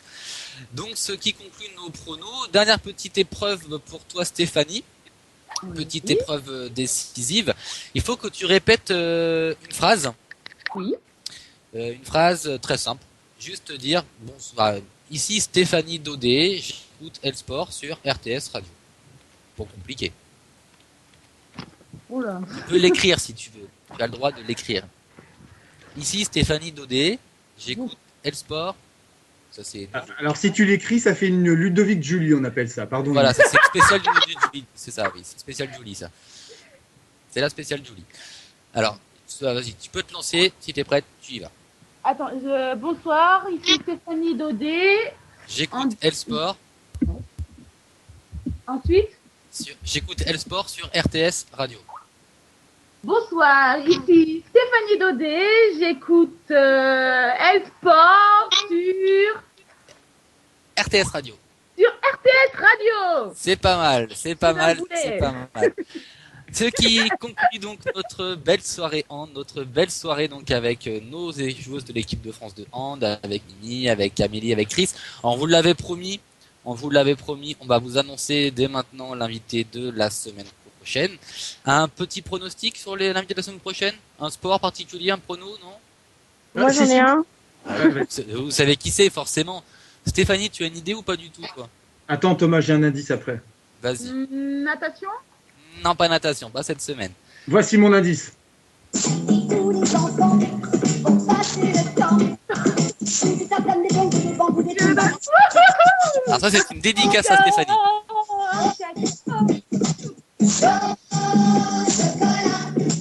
Alors non, ça n'a rien à voir avec cette chanson, je le répète. Ça a à voir avec un magnifique film sorti ces derniers jours qui s'appelle Les Braqueuses, médaille d'argent, retour sur les Jeux Olympiques. Et donc la semaine prochaine, nous recevrons une championne de basket qui s'appelle Émilie Gomis, la braqueuse, copine de Céline Dumerve. Donc soyez fidèles au rendez-vous. Pour nous, effectivement Stéphanie, on va te libérer. On va te souhaiter une excellente soirée. On te remercie d'être venu passer cette petite heure et demie avec nous. C'est vraiment super, vraiment. Et ben, Alors, vraiment génial. tu reviens quand tu veux, les portes sont grandes ouvertes, il n'y a aucun problème. Un dernier mot, les filles, pour Stéphanie avant qu'on se libère tous. Allez, un dernier mot pour Amélie. Oui, je remercie Stéphanie d'être venue ce soir. Ça a été super sympa et j'ai adoré l'émission avec elle. D'accord, Émilie. Ah ben idem. D'accord. Ça file pas. Très bien, c'est concis. Chris, un avis? Merci. D'accord. Et Nina, un avis? À dimanche, ma belle. Et lasse bien tes chaussures, hein. Lasse bien tes chaussures, parce que ce que tu m'as envoyé ce soir, à dimanche, ma belle. Alors, pour ma part, eh bien, je vous remercie tous. On se donne rendez-vous à la semaine prochaine. Juste au passage, de gros remerciements donc à Indo.net et Femmes de Sport, nos partenaires. Une petite dédicace à une nouvelle assaut de supporters du PSG, donc au niveau du sport féminin. J'ai promis que j'allais la faire ce soir, donc je la fais. Merci à tous. On va se laisser. Bonne soirée. Et on va finir sur une super chanson. Chris, si t'es prêt en technique, eh ben, tu me le dis. Ça sera la chanson du soir. Spéciale dédicace à Stéphanie. Ce sera notre nouveau générique. Voilà, générique de fin à chaque fois. Voilà, très bien, je suis d'accord. Bonne soirée à tous et à la semaine prochaine. Merci. Et l'occasion de vous dire que les prochains rendez-vous sur RTS, vous retrouverez demain à 21h le Motor Show. On fera un grand retour sur le Grand Prix c'était sur le Grand Prix de Formule 1 du Japon. J'ai failli l'oublier. Il s'est passé beaucoup de choses au championnat du monde demain, donc toute l'actualité des sports mécaniques demain. Et là, tout de suite, c'est le nouveau générique d'Elsport, hein, générique made in fabrication maison, évidemment. Une chanteuse belge qui est bien connue.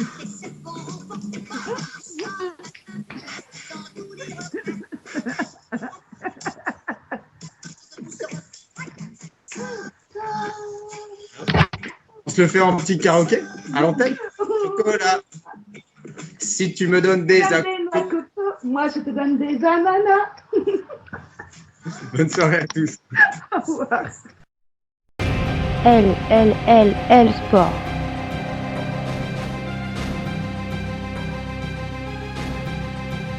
L Sport.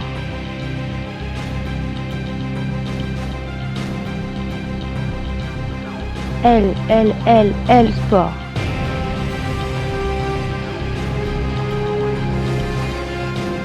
L Sport.